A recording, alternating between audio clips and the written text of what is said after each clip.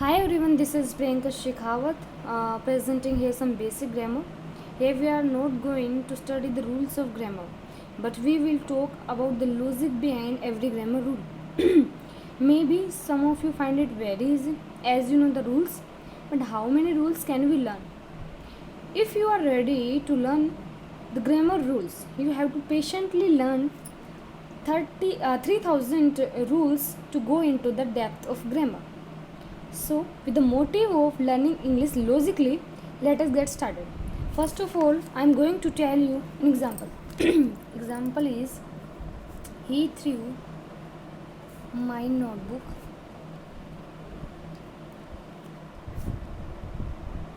cover of which was already torn. What can you see here? This is a sentence. If we further break this sentence, then its parts are clause, phrase, subject, predicate, etc. etc. But these are some heavy words for beginners. So I'm going to teach you from the roots of grammar.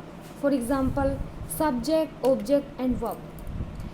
So if I ask you what is the subject, what answer will I get? I'll get that subject is doer of an action, doer of an action, and the second is the central idea of the sentence. But but these definitions are wrong. Also, we can say these definitions are right. How can I tell these two statements, these two contradictory statements at a time? Let me explain it by taking an example. I am writing here example. Ram plays football. Second one is football is played by Ram. According to first definition, Ram is the doer of the action, and the action is play. So Ram is the subject, as according to our first definition, doer of an action is subject. But also in second sentence, Ram is action is done by Ram, but football is the subject in second sentence, not Ram. I'll explain it further. Let us take another example. Virat is a cricketer. What is the action in this sentence? If there is no action, then there should be no subject according to our definition. It means there is some fault in first definition. Now come on second definition. Second definition tells that the subject is the central idea of the sentence. So if I pronounce these sentences like this: Ram plays football. Football is played by Ram. Virat is a cricketer. So Ram, football, and Virat must be the subject of these sentences. But this is not so. But if I pronounce these sentences like this: Ram plays football. Football is played by Ram. Virat is a cricketer. Then what is the central idea? So according to our pronunciation, football, Ram, and cricketer must be the central idea, and these words must be the subject. But these are not. Then these definitions do not fit in every sentence. First of all, we will learn about subject, object, and verb by breaking the sentence. One thing I would like to ask you, if I'll give you some long sentences, then I'll ask you, tell me the demonstrative adverb, possessive pronoun, distributive adjective. Some students may get confused, and it's natural. But if I'll ask you, what is the verb, then every student can answer it very easily. So I'm going to break the sentence starting with the verb. Let me tell you the definition of verb.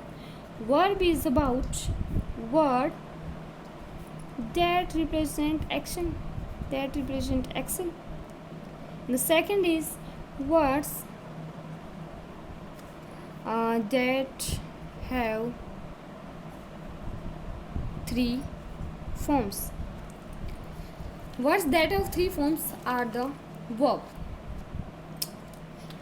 As per your knowledge, you must heard about the forms of be. The forms of be are is, am, are, was, were, and been. Is, am, are is verb first form, was, were, was second, and been is the third form. I hope you heard about active and passive voice. In active voice, there is the formula where there is the form of be plus of first form plus ing, and in passive voice there is the form of be plus verb third form.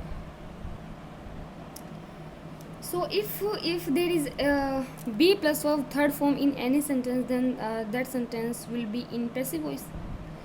So the conclusion is, in active voice there is subject plus doer, and passive voice there is subject plus receiver.